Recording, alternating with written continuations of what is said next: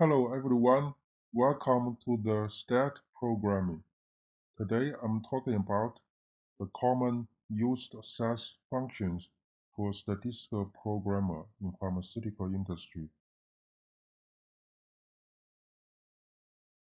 So here you can first click this link, and this is a paper that has lots of really good functions for the statistical programming.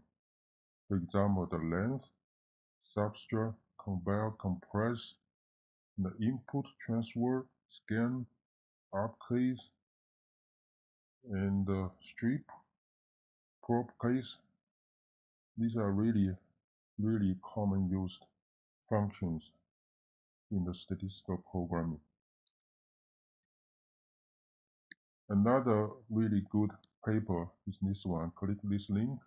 You'll find another 15 functions that are more advanced. They have really good examples and can learn really good from this paper.